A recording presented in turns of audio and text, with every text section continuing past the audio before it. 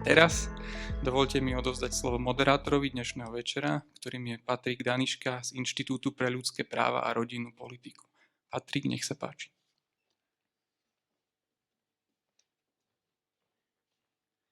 Ďakujem. Thank you very much.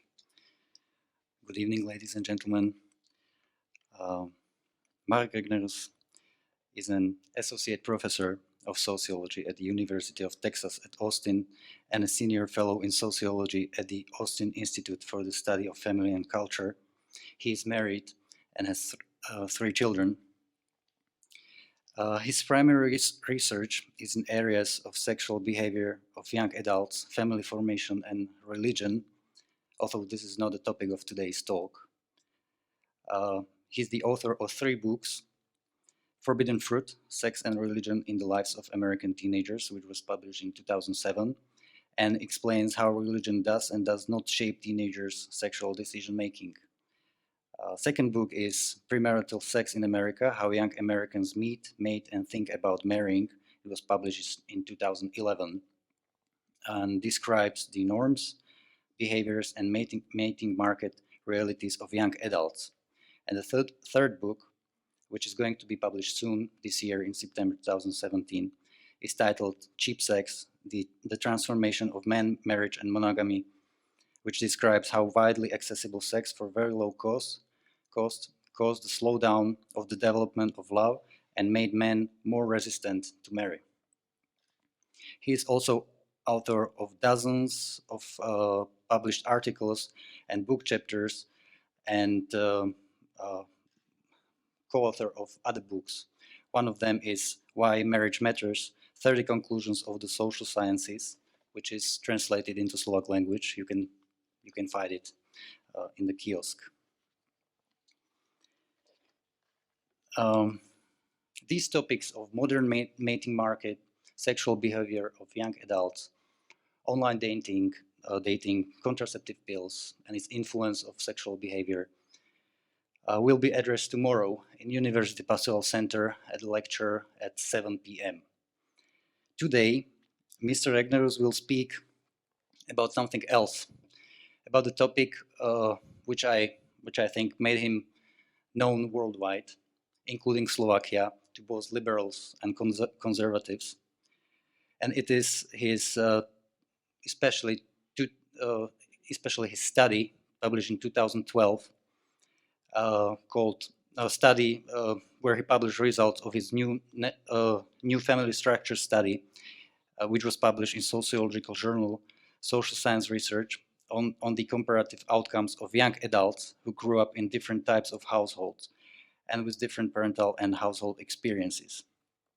As you probably know, the most controversial part, which attracted attention of the public, is the comparison of child outcomes from stable married families with child outcomes of parents who have same-sex relationships.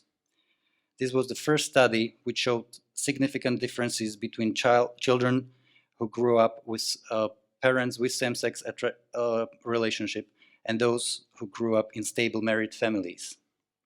Naturally, such conclusions were discussed and also strongly criticized, and I hope we will address some of this criticism tonight as well.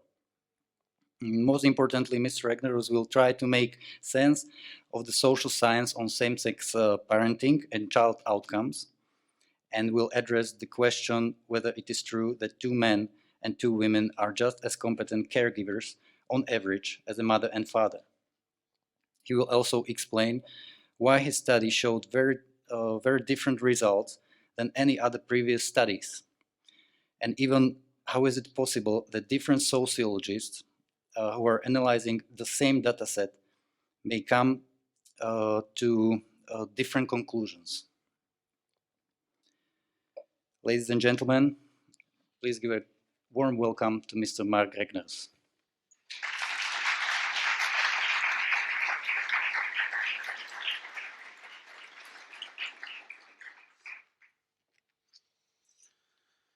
Thank you for the invitation. It's a pleasure to be here in Bratislava, beautiful city.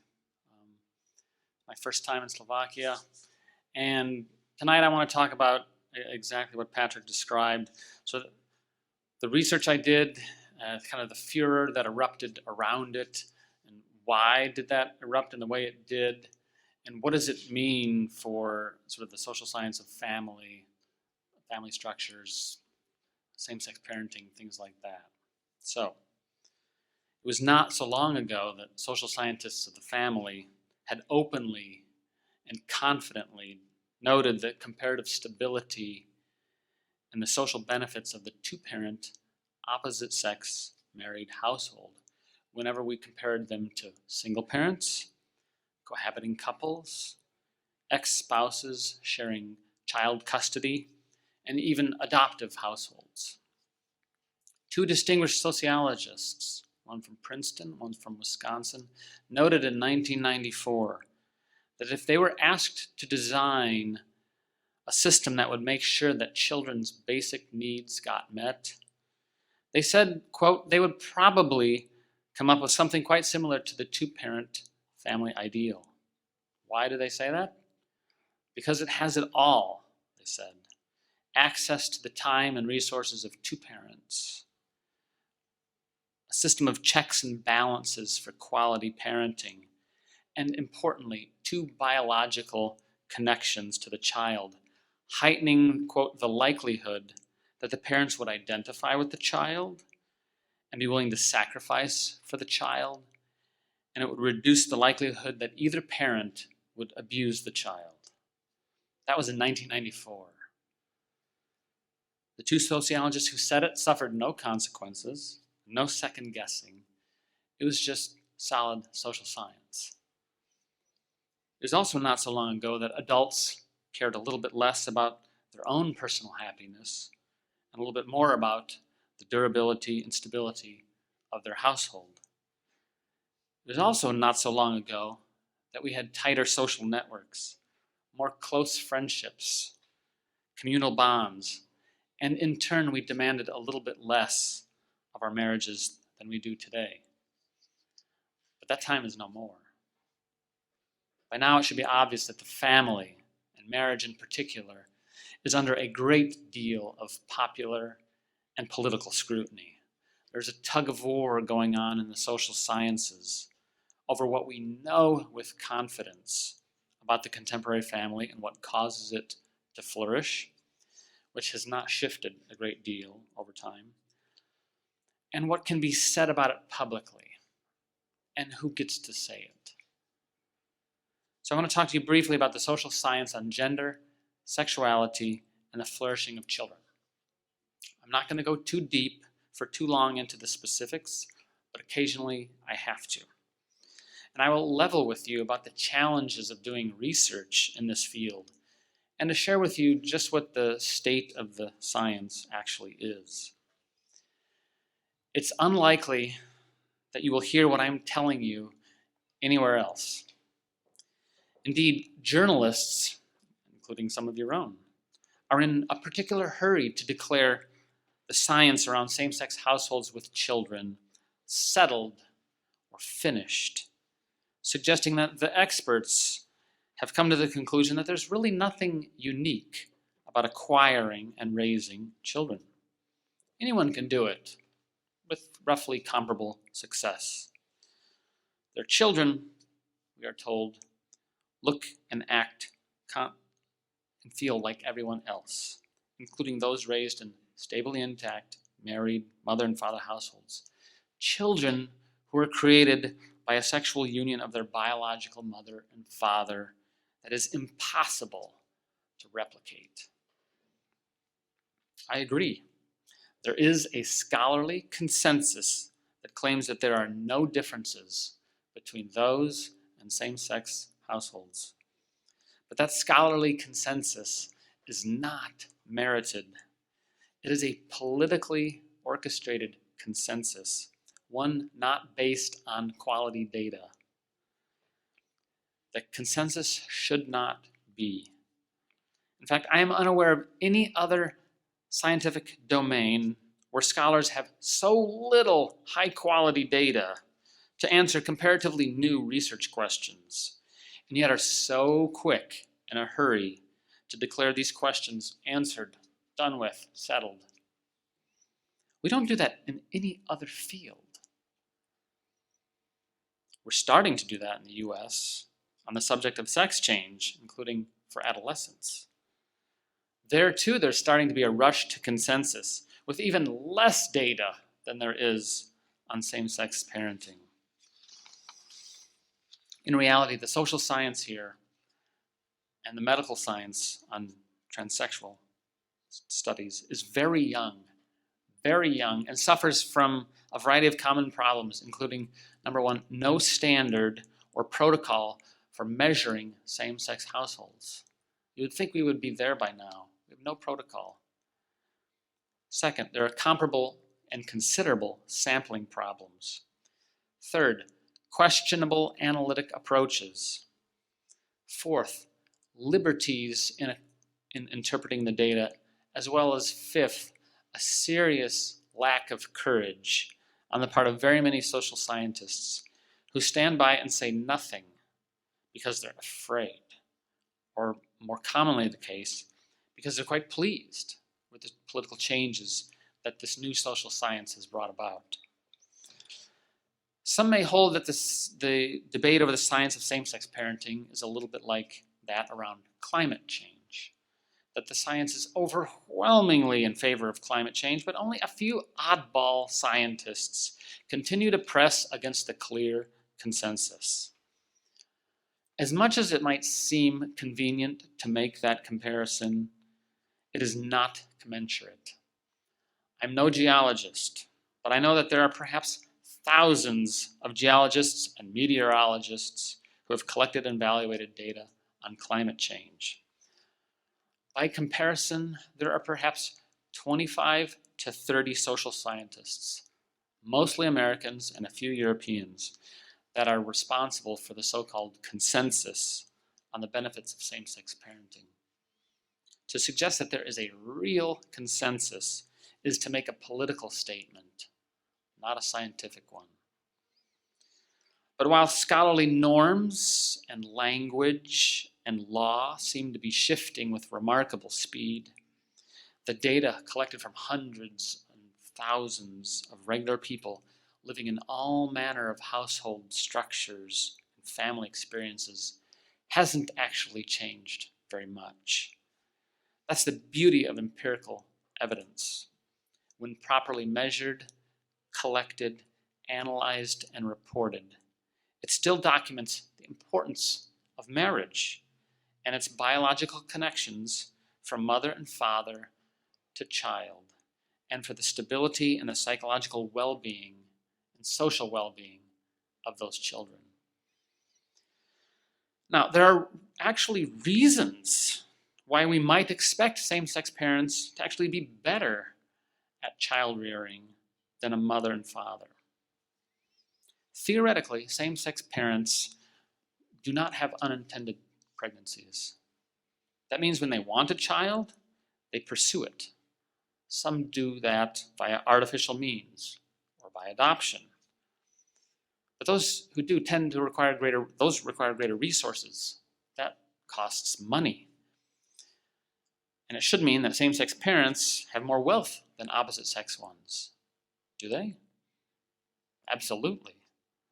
A U.S. Treasury Department report on the tax records of same-sex couples released last fall documented that male same-sex couples with children report on average $275,000 in annual income, a figure that's more than twice as high as opposite-sex couples with children. Even lesbian couples with children reported slightly greater incomes than opposite-sex couples with children. Wealth, in turn, enables all sorts of advantages when it comes to parenting. Household wealth, of course, is a documented asset for child outcomes. However, two men are far less apt to pursue children in the first place, and the notion that a child has no particular need for a mother remains deeply unsettling for good reasons. Hence, few of these richest of American couples actually pursue acquiring a child. But what about two mothers? These are intentional, pursued pregnancies the product of effort and will, right? Largely only in theory. In reality, which is the only dimension that really ought to count here, the vast majority of children in same-sex households came into the world in a heterosexual union that then failed, followed by the mother's entrance at some point into a same-sex union. One prominent American professor of public health even used sexual orientation as a time-varying variable. So common was this practice, a child in a heterosexual union and a subsequent relationship in a same-sex one. This doesn't sound like stable and immutable to me. And yet we are continually treated to social science that focuses only on the minority of children or the product of practices affordable only to the wealthiest of Americans. Indeed, what kind of union characterizes the 26 peer-reviewed studies? 26 peer-reviewed studies that have emerged from one data source, the National Longitudinal Lesbian Families Study. 26 studies. What are they like? What kind of families?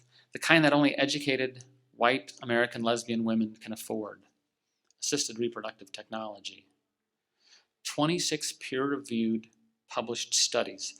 This is where the consensus comes from. I've published 2 articles. Now I'm down 26 to 2, just compared to this one study. Who's in the study? 78 children of white, educated, well-off, politically motivated lesbians who were recruited to participate. There's nothing national about that study. I dare say that these are the 78 most influential children in American legal history. This introduces what we call profound sample bias, meaning that anything that is correlated with educational attainment of parents, things like better health, more deliberate parenting, greater access to social capital, and educational opportunities for children, any of those will be biased in the analyses. Any claims made about a subgroup based on this sample that is far less diverse than the national average is biased. For nearly 25 years, the scholarly community and the media has been treated to studies of this very unique cluster of children, and the general public is left with the impression that they represent the whole population of American lesbian mothers. They totally do not. Moreover, it stretches the imagination to think that these 78 children, now followed for 25 years, they're adults, are still valid, reliable, independent sources of information. When the adolescent children of lesbian parents are being intermittently interviewed for a study whose results have proven politically helpful and in the media frequently, it's standard practice for scholars to be skeptical about whether respondents like that are still offering valid, reliable information years after they were first contacted. They see the results of their own interviews in the paper. Not here, not on this subject. Science isn't to blame for that. It's the scientists. And yet in social reality, the one described in the US Census, lesbian-headed households tend to be less prosperous than that. Less prosperous than white, less educated, less coupled, certainly less activist than the National Longitudinal Lesbian Family Study. Those are the kinds of people I found in the New Family Structures Study, which was a random sample based on the population, collected over 15,000 cases. Randomly, 248 of whom reported that one or both of their parents had been in a same-sex relationship. These are the households of same-sex parents. Now, you may have heard or read about accusations that I must have misrepresented the data that I collected, since it's not in keeping with what other people were finding, like in the NLFS, 26 times. And you may have heard that my research has been debunked, dismissed, I'm a discredited researcher. So what happened? What did I do? In 2011, I oversaw the data collection for the New Family Structures study, which fielded a questionnaire to a random sample of over 15,000 young adults in the United States. As I said, 248 of them reported that at least one parent of theirs had been in a same-sex relationship while the child was growing up. And in July of 2012, an overview of that data collection project appeared in the journal Social Science Research, a top 10 research journal in sociology. In it, I examined how those 248 adult children fared on 40 different outcomes when compared with children who had grown up in a variety of different kinds of households. I found that on a majority of outcomes, adult children whose mother had had a same-sex relationship fared more poorly than a stably married mother and father.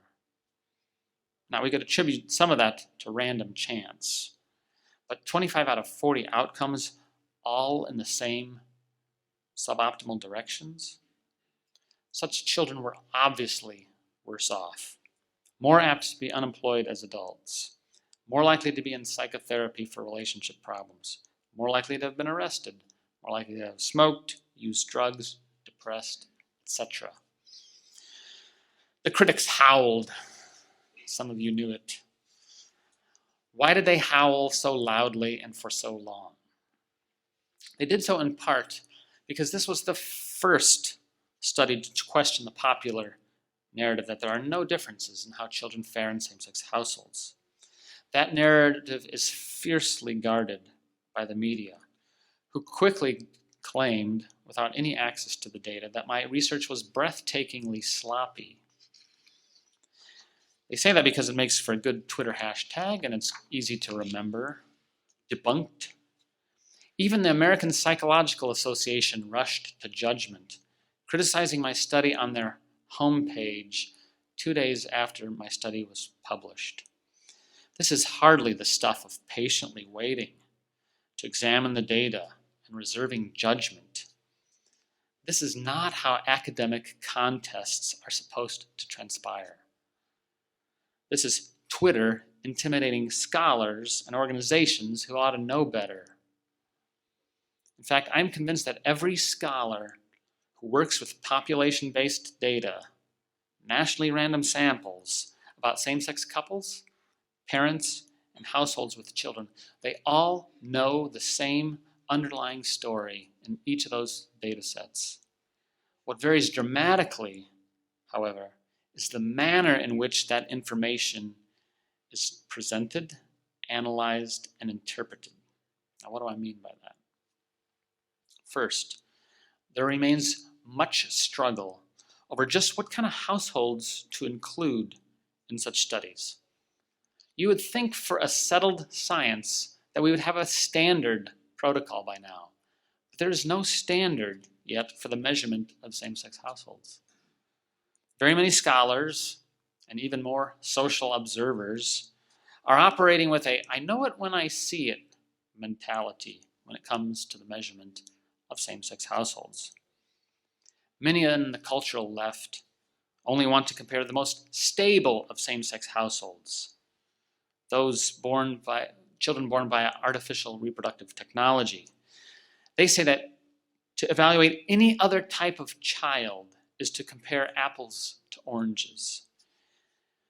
So in other words, they want their elite, their best, the product of the wealthiest, whitest, most educated gay and lesbian parents, to be compared against the many children born every day to regular married mothers and fathers, half of which in the United States are unplanned. I think it's a ridiculous request, in part because there can never be a biological connection that creates a child as a genetic equal product of two women or two men. There is no way to do apples to apples. Unfortunately, my critics suggest that any other comparisons are biased against them. Hence, Very many of the no difference conclusions in the past have come from studies that did not compare children from same-sex households with the children of married mothers and fathers. They came from comparing children of divorced parents, step-parents, adoptive parents, because that, according to my critics, is the optimal comparison group when one group cannot be constituted by the biological union of a mother and a father. But I want to know what's best for children, not how one form of fractured household compares with another form of fractured household. Does this sound like elite parents to you? The Gay and Lesbian Medical Association of America, respected, documents that women who self-identify as lesbians are more likely to be overweight than other women, more likely to use drugs than heterosexual women, more likely to drink heavily, more apt to experience chronic stress than other women. Each of those factors is considered, on average, suboptimal for parenting. If those claims are accurate, they come from the Gay and Lesbian Medical Association. If those claims are accurate, and if gay or lesbian adolescents do indeed display elevated depression and anxiety rates and substance use rates, as plenty of social scientists have observed, why would those who become parents somehow be exempt from this pattern and its effects on children? Because only the healthiest gay and lesbians become parents in America? We know that's not the case. After all the smoke cleared from my studies publication, and the blogosphere settled down, the Twitterverse settled down, a process that took at least 2 years, I was primarily accused of two things. First, including cases that were questionably same-sex. Second, failing to control for what we call relationship stability, which is a key predictor of healthy outcomes for children, parents staying together. But as I just described, there's no standard protocol yet, no best practice in measuring same-sex households. In the study I did, 15,000 young adults, we asked, the method we used was intended to group together the three most common ways that children come to be in a same-sex household. First, adoption by a solitary individual or a couple. Second, born to a single mother or a couple via artificial reproductive technology. Or third, integration into a new household via the breakup of the opposite sex union into which the child had been born. In reality, the last of those, number 3,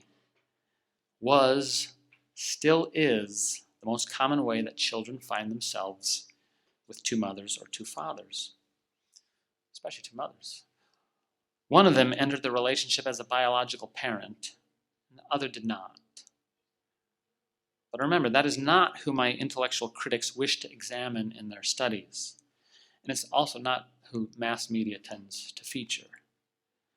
So I, to this day, remain confident in my measurement decisions, which were rooted in social reality, not ideals. This is what I'm supposed to do as a sociologist, map reality, not support this or that political program. Of course, this leads to the second key criticism of my study, and what I hold to be the big deception that is at work in claims of no differences. What should I do with the very common relationship instability in same-sex households, given that that instability was nearly universal, and that instability is, of course, a predictor of poor outcomes for children, even after they've become adults? My critics claim that any elevated instability in the past is just that. It's in the past. Most certainly a function of social stigma against them. They're optimists about the future, rather than realists about the ways in which instability may stalk their relationships going forward. Why am I so confident about this? Because acclaimed scholars have already said that this is the case.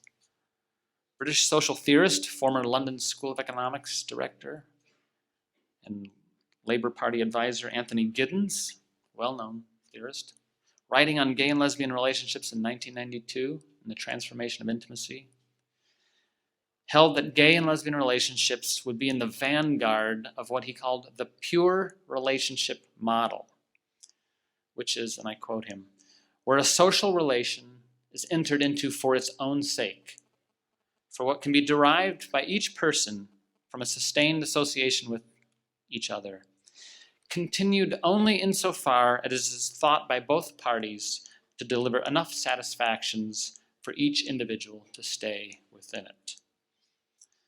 In this pure relationship form, Giddens says love is confluent. That is, it's contingent. It rebels against the idea of permanence and restraints. It's like the liquid love of which the late social theorist Zygmunt Bauman wrote about. No one I know seriously contests Giddens' claim that gay and lesbian families are at the leading edge of this new kind of relationship, where fertility is purely a choice and where love has nothing inherently to do with longevity, fidelity, sacrifice, and fruitfulness. This is not to deny that there are gay and lesbian couples who stay together and who make for competent parents. There are. I have no interest in saying that every same-sex household is toxic to children. I know that's not the case. What I see, however, is that stably intact same-sex households with children are rare. Critics say it's a function of a lack of access to marriage. I hold, however, that it may be part and parcel or endemic, common to the relationship itself, because it disregards sex differences, that is, the complementary strengths and weaknesses of the two sexes. Giddens is right, and my data revealed it. Out of 248 cases wherein a young adult respondent told us that one of their parents had a same-sex relationship, only 2 cases did that relationship remain stable throughout the respondent's entire childhood. Critics cried foul, suggesting I tried not to sample stable relationships. Nonsense.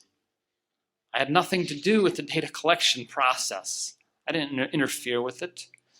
It was simply the social reality among the sample of young adults born between 1972 and 1993. I'm not the only one who's detected this. It is an open secret, occasionally acknowledged by other scholars. Even the NLLFS, those 78 children who've been discussed in 26 different journal articles, 56% of their mothers have separated by the time the child was 17. 56% of the most privileged, educated, white lesbian mothers separated by age 17. Fully 20 percentage points higher than the comparison group of opposite sex comparisons. Hence, one major challenge to the science here is the difficulty in obtaining random samples of large numbers of children raised from birth in highly committed, very stable same-sex households. But if in fact family stability matters for differences in child outcomes, and no scholar seriously disputes that, then these uneven instability rates of same-sex couples ought to be issues of concern. One family scholar holds that there's a strong possibility that having a child which tends to stabilize heterosexual relationships may unintentionally destabilize same-sex partnerships due to the fact that there's no getting away from entering a step-parenting situation. This may be why they prefer to compare same-sex parents to heterosexual step-families and single-parent families, adoptive families. So what are social scientists supposed to do about this fact?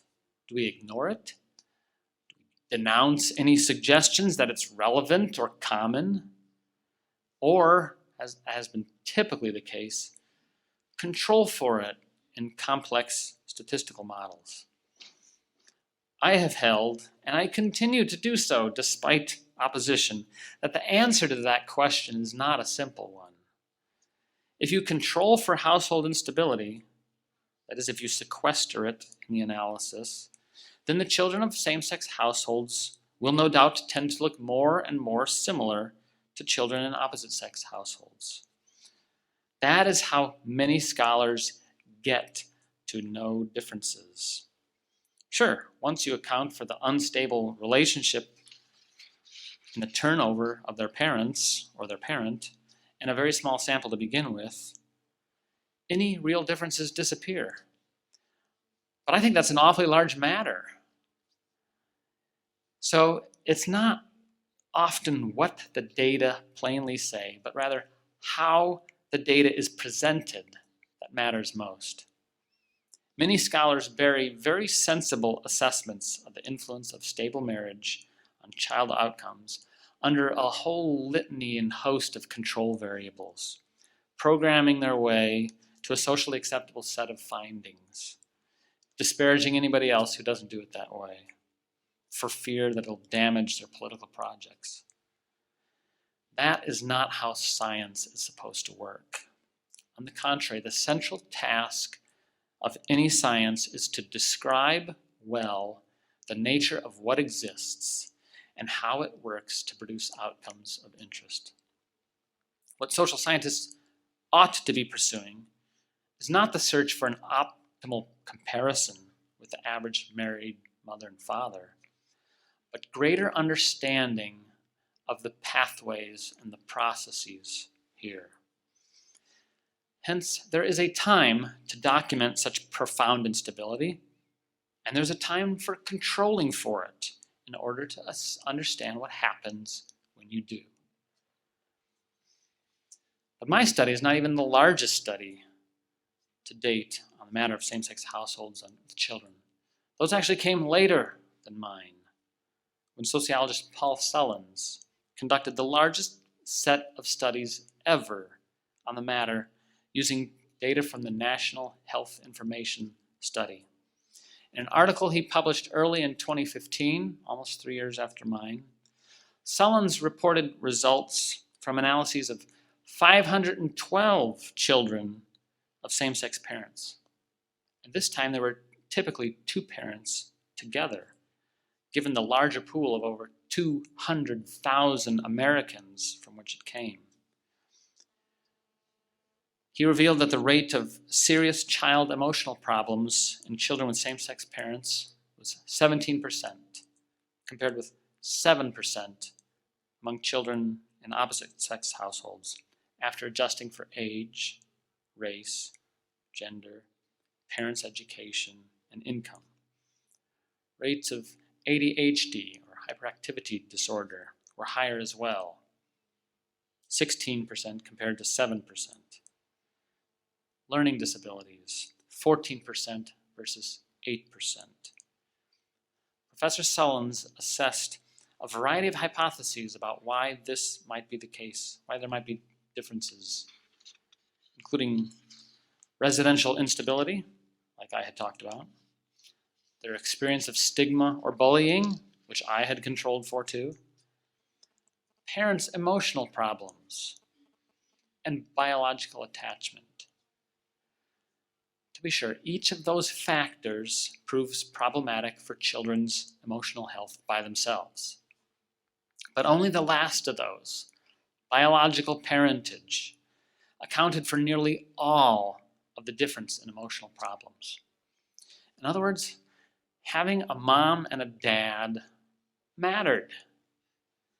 Among the reasons Sullins noted for why this might be the case, he suggested that the birth mother and the non-birth mother are subject to competition, rivalry, and jealousy regarding conception and mothering roles that are never faced by conceiving opposite-sex couples, and which, for the children involved, can result in anxiety over their security and their identity. Critics did what they do. They howled at Sullins, although his was the largest study ever on the matter. The most significant complaints, however, were that they didn't think the journal that he published in was very prestigious, and they noted that Sullins taught at the Catholic University of America. His data, however, is public. Anyone can replicate his study.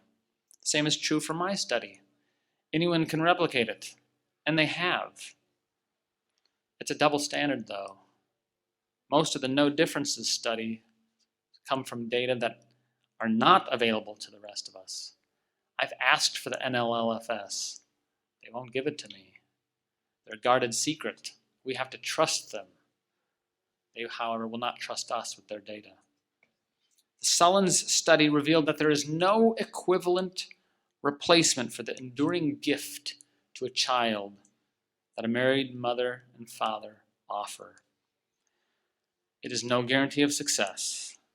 It is not always possible, but the odds of emotional struggle at least double without it. It also means that kinship matters. To be stably rooted in your married mother and father's household is to foster the greatest chance at lifelong flourishing. It's not necessary, it just has the best odds.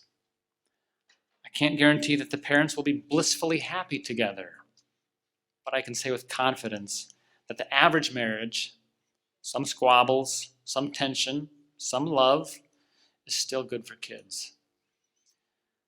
It's with some irony that corporations like Boeing or Airbus will spend billions of dollars in research and development in order to achieve fuel efficiency gains of a few percentage points. Apple will spend millions of dollars rolling out an iPhone that's only modestly better. Millions will snatch them up, while the efficiencies of the stably intact married mom and dad household are obvious, but largely ignored or explained away or appallingly accused of bigotry. Parental marriage, parent-child biological kinship, stability, each matter for kids, including after they become adults. They are goods to be recognized even when they cannot always be realized. The conversation never reaches that level because the scholarly tendency today is to ignore pathways in favor of employing control variables. This reflects a very common pattern in social science, to search for independent effects of variables, thereby missing the pathways examining how social phenomena come to operate in the real world.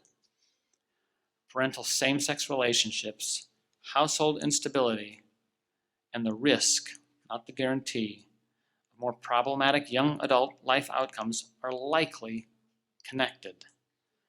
And a key purpose of social science here ought to be to determine why such pathways exist.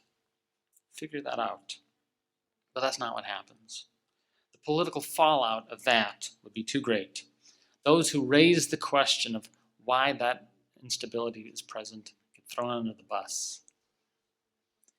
Persistent gaps in instability among same-sex households are attributed to lack of access to marriage or to social stigma. But those gaps in flourishing will remain long after marriage access has been secured everywhere. Indeed, stigma is a minority experience in the US and much of Europe today, and yet problems still persist. No one is trying to prevent adults who profess love for each other from being together. Love is not even required. At bottom, the question is, what is best for children? It is a question that has significant ramifications for the reproduction of society and the future of nations. And the answer to that question has not changed. The children of the world do not want liquid love. They want the solid, stable presence of their mother and father, whose love conceived them. Unfortunately, such families anchored by stably intact married parents are becoming rarer. elites, many who benefit personally from marriage, believe that the West can survive, even thrive, without relying on the support of stable biological families. Stability, they say, we can get that in different ways. Replace it by other means.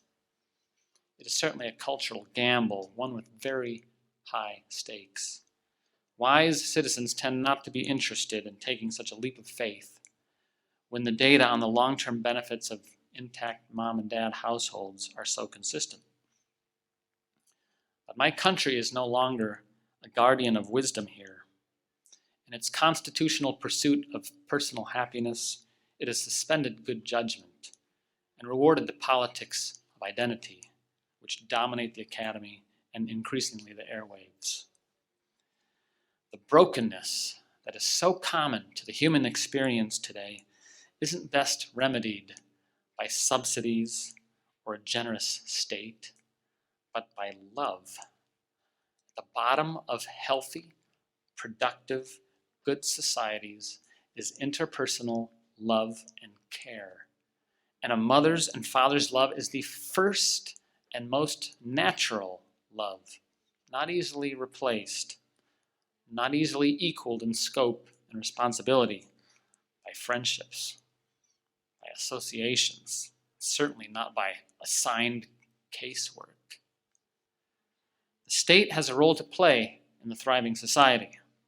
It's responsible for care and provision in the absence of more immediate local options. But the state should not be neutral on the relationship and family form choices of its citizens, because it cannot be neutral without economic and social consequences, given that the biologically intact, stably married mother and father household remains both the best and the cheapest source of provision of care, love, and socialization of children. Best and cheapest don't often go together. We've long held that all other solutions are concessions to be made in the absence of the ideal. We may reluctantly permit concessions, but we should not encourage them as just another lifestyle choice and good option.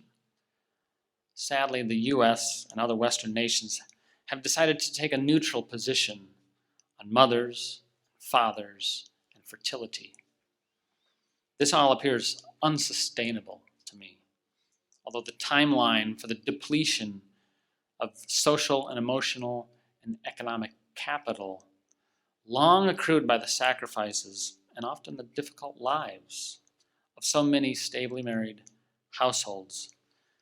How long that lasts is anything but clear. A good society seeks to discourage broken kinship ties and to struggle over how to manage those that are unavoidable. It doesn't respond by simply declaring biological bonds to be irrelevant or such brokenness only imaginary. Discrimination in sexual choices unfair. Because the genuine amelioration of brokenness commonly requires love. And love is something a state cannot do. Love is something a state cannot legislate. With so many significant, outstanding questions about how children develop in same-sex households, and with the stable knowledge about how well they continue to fare with a mother and a father, it remains prudent for governments everywhere to recognize marriage as the legal means by which children are stably united with their biological mothers and fathers and poised for optimal development, thereby promoting what we already know to be ideal environments for children. We need a new uprising, a peaceful one characterized by what parents have called tough love, a firm resolve to not give up, to not give in, but to resist the ideological colonization that seeks to melt the globe's men and women into one interchangeable human version 2.0. A colonization that suggests that there's nothing unique about a man or a woman. A colonization that holds in spite of the evidence and in the face of reason that children do not somehow deserve the love and security of a married mother and father. Shame on those nations for taking pride in saying this. Thank you.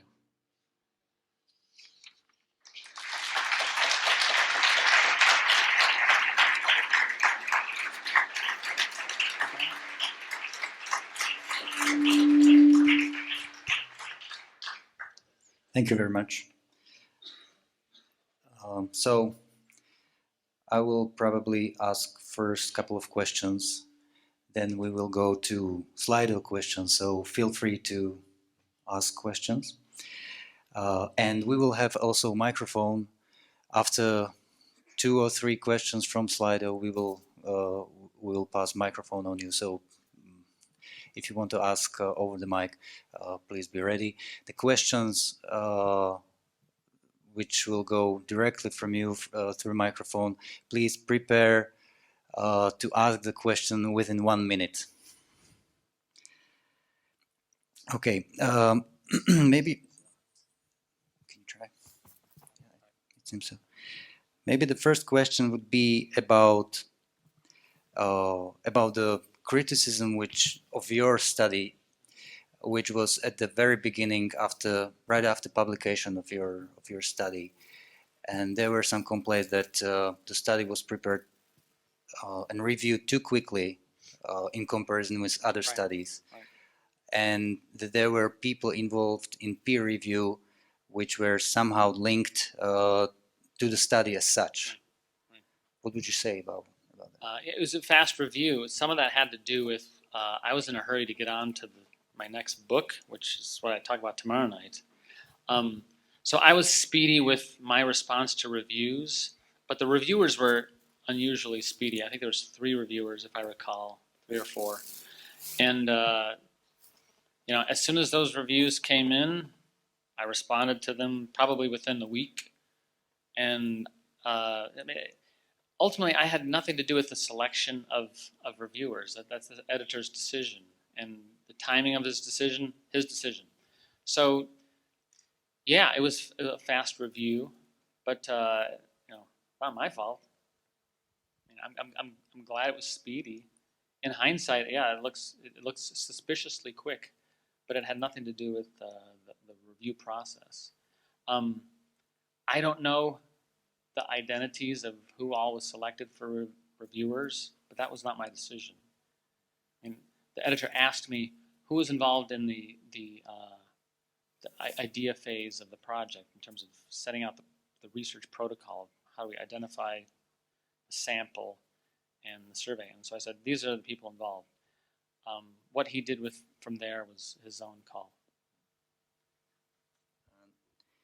After the criticism, you made your data available for whoever wants to review them, and there was one study made with your data set later in 2015 by Professor Cheng and Professor Powell, and they came to a very different conclusions like you, because they selected only part of the respondents who said that their parents had homosexual relationship. Well, and the results were very different. What do you think about, this review of the study? Sure. Yeah. I was actually part of the review process for that. And in the original article, I had stated clearly that this is open for different ways of analysis and for different kind of descriptions or different categories of groups. So I was early part of the review for that study. I criticized them on a variety of things. It was kind of pushback. They criticized me, I criticized them. Ultimately, what they wind up doing is, the key thing they did was they add 5 control variables, one of which was, we're getting into the weeds here of technical details, but controlling for the child received welfare while they were growing up, which was characteristic of 72% of the children who reported a mother with a lesbian relationship, even though I had already controlled for parental report of income. So why do you control twice for income and then receipt of welfare? Then add in some extra control variables. You diminish the degrees of freedom, and you control for something that is inordinately related to the variable and under scrutiny. And so 20 significant relationships dropped to 10 just with that, right? So some of that has to do with, I'm not going to call it smoke and mirrors, but there are ways that you can control variable your way to fewer associations. The way I wanted to do it is present an overview of the data. What do they say? What are the means? What are the averages? So that regular people could understand it. And then introduce regression models to control for a handful of variables.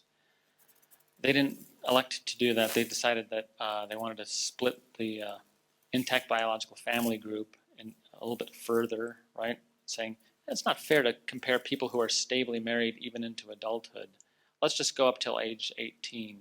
So that included plenty of people whose parents divorced, either just prior to age 18 or subsequently. So it diluted some of the intact biological family effect in some ways. So yeah, and they replicated the study to begin with, but they elected to operationalize things in quite a different way, suggesting somehow that the way I was doing it was out of touch with standard practices. But I'm telling you, there are no standard practices in this domain, right? Even the U.S. Census doesn't know how to ask about same-sex households. Canadian Census doesn't know how to ask about same-sex households. I think it was it 2010, 2000 Canadian Census. They found inordinately amount of same-sex male households in the oil patch in Saskatchewan, and they thought, what's going on there? And then they realized, oh, these are men living together, paying rent together in a particular residence while they worked in the oil fields. These aren't same-sex couples. So, short of asking people to self-identify as an out lesbian or out gay parent, which the government data collection efforts typically don't do. We're dealing with measurement challenges here, which is fine, except then why are we declaring the science settled? And regarding these controlling variables, you have also used several of those in your study. And on the other side, you decided not to use family stability as a variable. Yeah, right. Why did you make such a decision? Right. First of all, who is going to decide which variables will be used and which are not? And what should be the key for making such a decision? Right. Well, one of the things that when you think about what variables to include is you look back at previous literature, but also you have to look at the variation in your variables, right? If there is no variation, it makes no sense to include it as a variable, right? So if instability was characteristic of nearly every case in this 248, then to include it, would to measure something that is the same for 246 of those 248 cases. Instead, I decided, well, part of my job is to describe and map, not just explain away, right? So in follow-up in November, I highlighted, in a graph about how few same-sex stable relationships there are, especially as people move towards age 18. So it's a judgment call, but how do people decide?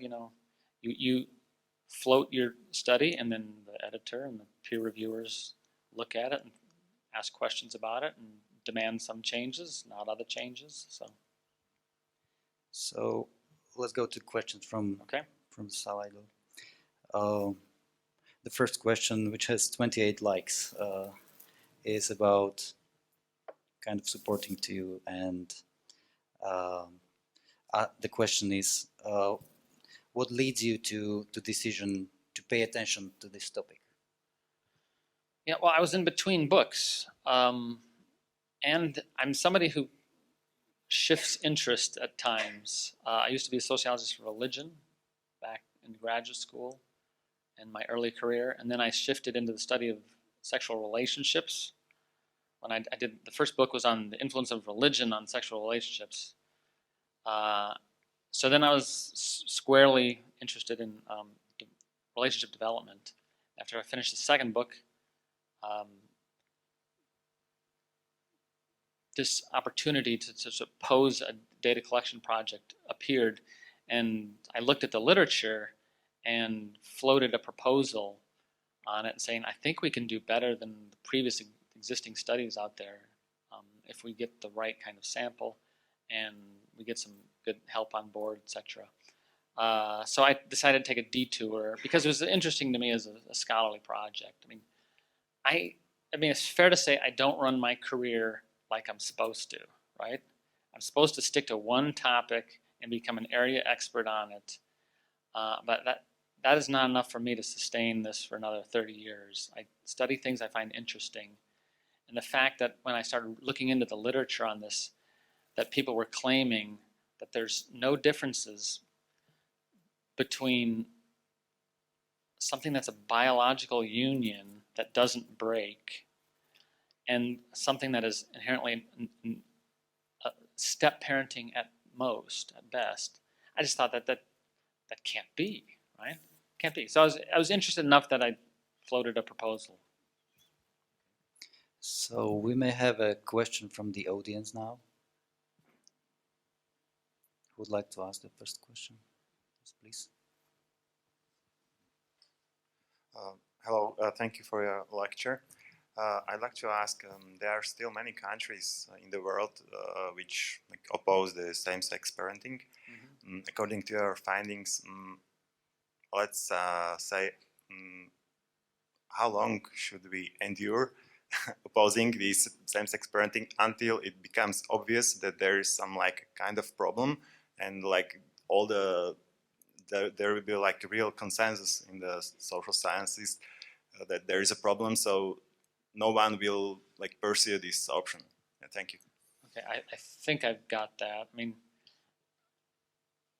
I may not be answering the question quite the way you're posing it, but I think the collection of better data and more data is on its way. We're adding these kinds of questions to federally funded data collection projects. So I'm totally not afraid of good, high-quality data and samples and very narrow, good measurement of what counts as a gay and lesbian household with children. So I'm not afraid of what data has to say because I'm fairly confident in what data said about biologically connected children to their parents.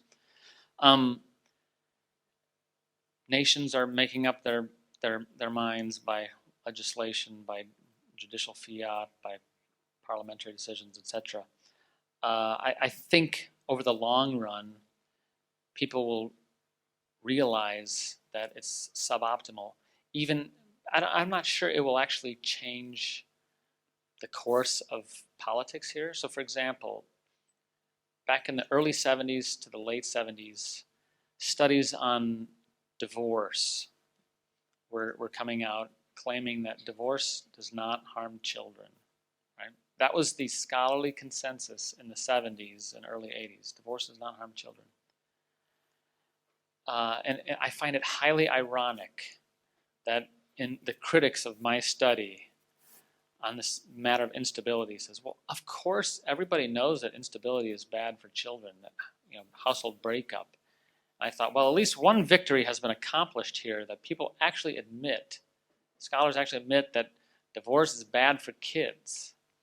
But that doesn't mean we're not allowing divorce. The legislative train may come and go, and the shift in the permissibility of same-sex marriage and parenting may arrive universally. I have no idea. But it doesn't change, it won't change the data, right? I'm confident that the data will continue to show what I showed, what Paul Sullivan showed, what Walter Shum shows. I'm not the only one. The question is, you are criticizing media for biased view, but your testimony was also rejected by federal court in 2014. Is U.S. federal court also biased? Well, I will say this: a U.S. federal court judge is not a social scientist. That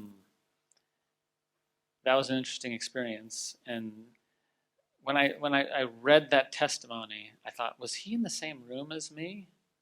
And Joe Price, an economist, and Doug Allen, another economist. I mean, several of us had testified about the data collection and data analysis in this area, and then he's just sort of all threw us under the bus. And I thought, the man is not a social scientist. He's a judge, competent to evaluate the law, not competent to evaluate social science. There's a question from person who says he or he's gay. Can you tell for sure that the family environment that I like to offer to a child in need will harm the child more than staying in institutional care? Sure. I mean, that's a different question altogether. I mean, I'm not saying here, making evaluations, that this is always a bad idea. I have really stated no position on the matter of adoption. I do think there are better adoptive environments and worse adoptive environments, but who am I to suggest that an institutional environment is preferable to loving parent or parents? I mean, so I'm not going to rank order what's best for a kid in when you're talking about not being able to link them into their own biological families. Then we're talking about gradations of difference, and I don't get into it. Okay, we can go for another question from the audience.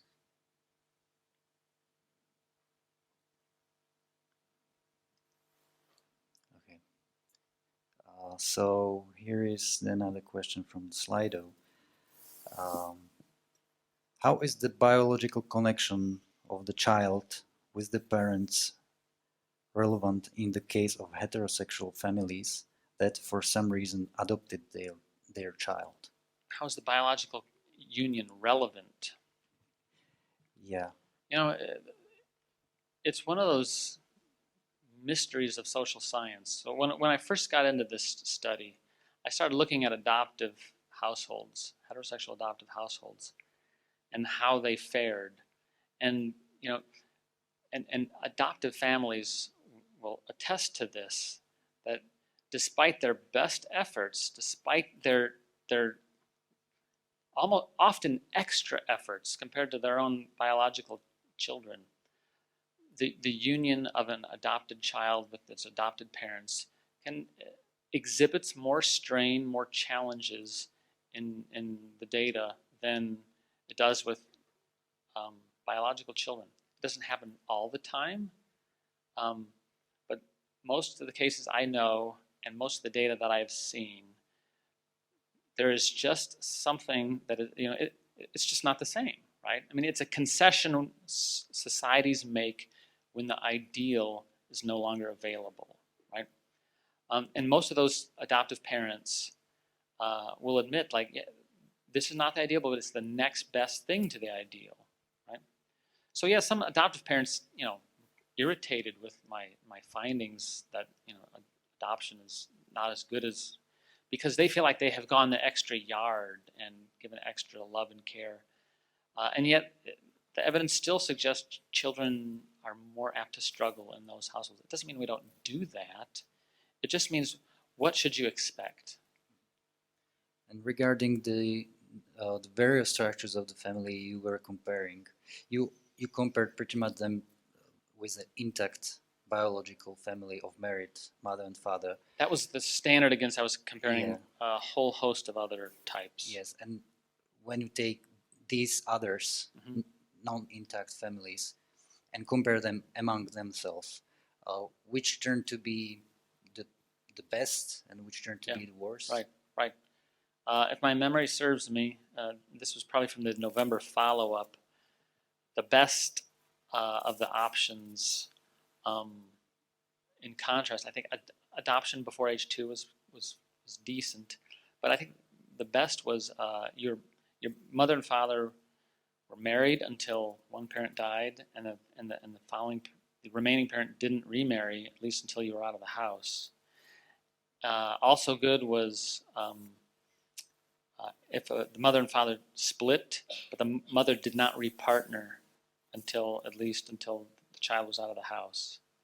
And the worst of all possible worlds was if the child was born into a non-marital union where the mother was not with the biological father and had consecutive relationships, none of which were marital. That was worse.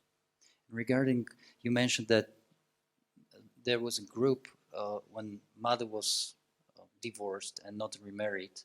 Lots of such women would try to find another husband to provide a new father for a child, so the child will see male in the house, how he's behaving, and also, so it's not of a benefit according to your findings. Well, when we're talking about social science, we're talking about averages, average experiences.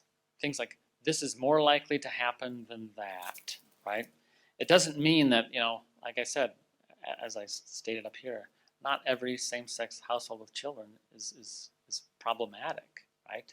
They're just more likely to be problematic than married mothers and fathers. Not every step family is problematic, but they're just more likely to be problematic than if mom decided not to remarry until Junior was out of the house. Some of that has to do with the science on household transitions, because people think, oh, marrying is a good thing, or marrying this particular man is good for my son, and that may be the case. But generally speaking, each thing is a transition, and each transition on average has some degree of trauma to it, even if one thinks of it as a positive transition. Okay? So dad leaves, transition. Boyfriend comes, transition. Boyfriend leaves, transition. Better boyfriend comes, transition. Mother marries boyfriend because she thinks he's good for Junior and she likes him. That also is, so this child has been through 5 transitions compared to 1 when dad left. So some of the social science around family has to do with the cumulative effects of so many transitions on children as being negative. Question from the audience? Yeah, there. In the back.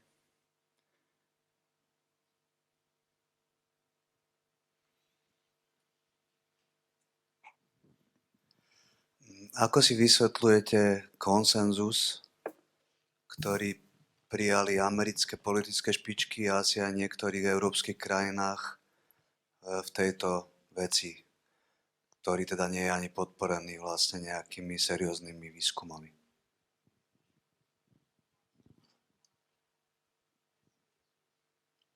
The consensus, I'm thinking no difference consensus. That's been adopted by like the American Sociological Association, the American Psychological Association. I think that's what you're asking. As I stated at the beginning, I think the consensus is premature. I mean, think about it. We haven't even agreed how to measure a same-sex household, and we've already come to consensus that it's fine for children. How is that possible to come to a consensus when you aren't even agreeing on measurement approach?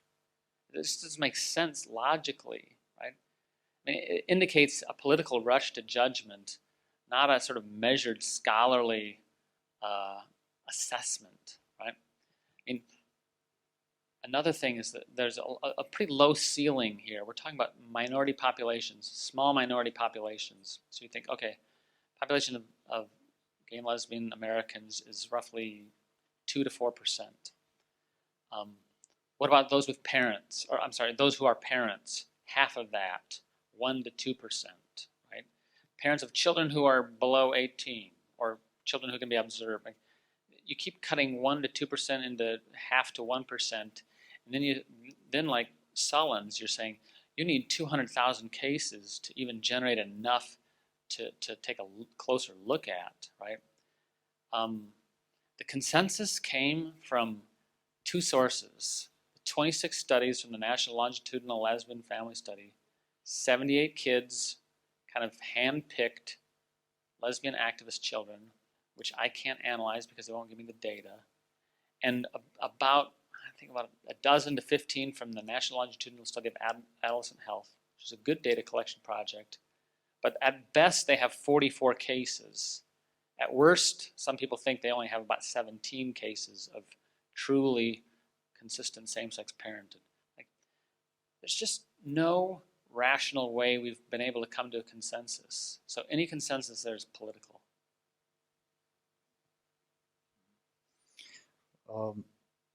Here's a question. Given the fact that your study has been severely criticized for your methodology, particularly the choice of your sample, how does it still stay relevant? Or perhaps I could add one more question to that. Mm-hmm. Is there something you would change now after all that criticism in your survey? Sure. How does it still stay relevant? Is because it's not erroneous, and it's been followed up with studies, like I said, by Paul Sullins, Walter Shum, that have reinforced it, right? So it's not the only one that thumbs its nose at the no differences consensus. But what I've done differently, I addressed that in the November issue of 2012 of Social Science Research, several things. In hindsight, I mean, I tapped out the availability of the largest accessible, nationally representative sample that I could field, right?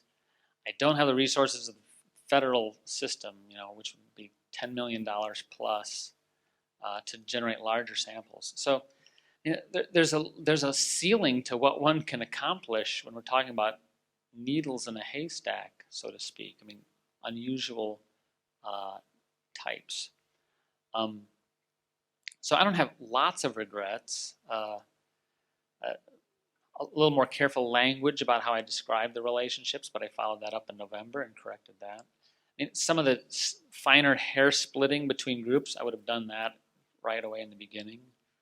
But nothing radical.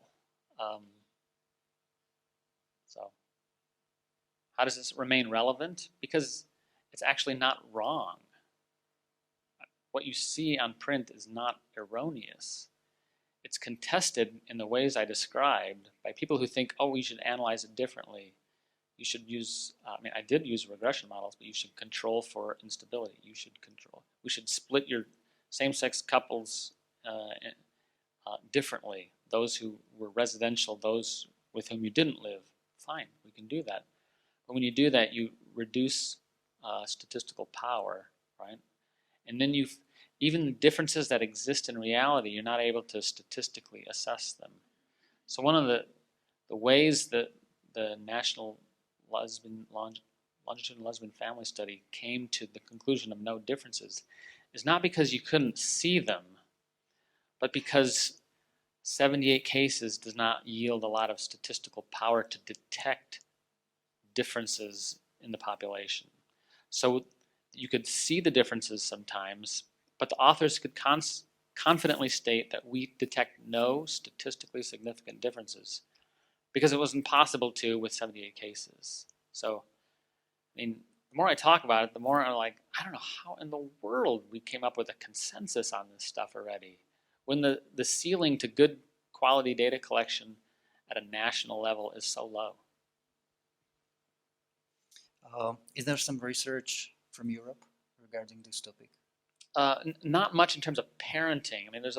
There's more interest in sort of same-sex relationships in general, especially Scandinavia. They collect lots of data, but most of the parenting stuff has come from the U.S., a little bit from Canada. Doug Allen, economist at the University of British Columbia, analyzed Canadian census data where he could better figure out who was what. He also included that half of the lesbian parents that he found were uncoupled at the time. They were single parents. So, I mean, which was the case with mine too. A lot of them had been in a relationship but weren't currently in a relationship.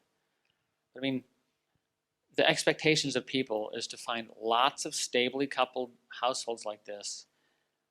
But, you know, I've got to find, you know, 250,000 households to do it. You know, that's a lot, right? High expectations for a small population. What do you think about the reason of instability of homosexual relationships? Right. And That's a good question. could it be that there is some influence of social stigma on this? Could, for example, legalization of same-sex marriages or partnerships help to make such partnerships more stable? No doubt that their stigma plays some part in that. How much of a part it plays is unclear. One of the ironies here is that stigma is used as a catch-all explanation for things. Last year, a year and a half ago, I read an article by a Columbia University public health scholar who claimed in social science and medicine that anti-gay stigma was responsible for 12 years of lost life for sexual minorities. So the people in your community who held anti-gay attitudes, and that was a dichotomous variable. Either they held them or they didn't, which is kind of ridiculous to think like that it's a dichotomous thing. Anyways, in communities where he felt that the people were anti-gay by attitudes, the sexual minorities died 12 years sooner on average. When I saw that, I thought, that's strange. I mean, smoking usually knocks off 10 years of your life. You personally smoking. How can the attitudes of people I don't even know take 12 years off my life? So I decided to investigate a little further. So I acquired the data, hired a research assistant, and said, okay, we've got data, some difficult data analysis to do, because I want to figure out what's behind this study. And so she starts analyzing the data and says, Mark, I can't even replicate the key finding. And I said, what? Stigma, it doesn't contribute anything to mortality in this survey, in this study. I'm like, really? So we contact the author. Once he figures out who I am, he drops off the radar and doesn't communicate. So I have no choice but to write this up, and I send it to the same journal, Social Science and Medicine. And after 2 rounds of peer review, they publish it because they believe me that there actually is no effect of anti-gay stigma on mortality of sexual minorities in this particular data set. So stigma is used as a catch-all term. I agree that it exists, and it's bad. We shouldn't stigmatize, but we shouldn't use it as a way to account for all bad things that happen. Right? So what's the reason of instability? So reasons for instability. Okay, sorry, your original question. I think it's multifaceted. I think it has something to do with the challenges of navigating sameness as opposed to navigating sexual difference. I think, and this was from Judith Stacy and Tim Biblars in their American Sociological Review article, talked about, they said, they noted too the higher instability, and they attributed it partly to lack of marriage access, but partly to, they called it women's higher emotional standards, okay? And so I thought, well, that makes some sense, right? Women tend to have higher emotional standards in their relationships than men do, okay? Is there a difference of stability of gay and lesbian couples? Oh yeah, absolutely. On every data set I can think of except one British study, there's a lesbian breakup effect. I mean, they're more likely to break apart than gay men. I mean, and then certainly more than heterosexual couples. So, and that doesn't have strictly to do with stigma either, because one of my key critics, who studied this phenomenon, called this a lesbian effect on instability. And even after he controlled for whether the parents were supportive of them, and he actually found parental support of the couple's relationship was actually inversely related, negatively related to its longevity. It hurt it more than helped it. So some of that, I think, has to do with exactly what Biblars and Stacy, who don't think much of my research, I think they're right about this. It's higher standards for emotional intimacy. And so they have a lower threshold for leaving, basically. But this is also the case in male-female relationships. I mean, in the United States, 70% of relationships, marital relationships, are ended by women. Why? It's 2/3. 2/3 here? Okay, I mean, it's basically the same, right? Why is that? Well, my best estimate, my best guess is because they are more dissatisfied in them, obviously. So, and when you combine two of those, I think your odds of dissatisfaction, are elevated. Somebody from the audience there in the back was. Thank you for the interesting lecture. I would like to know your opinion as a sociologist on the role of sociology in influencing political decisions. And the role of sociology in influencing political decisions? Yes, because the very important questions related to your topic, of course, is the adoption of children by same-sex couples. And would you agree that the importance of sociological studies might be overestimated, and that there might be cultural or philosophical arguments which should also be taken into consideration? You are asking sociologists.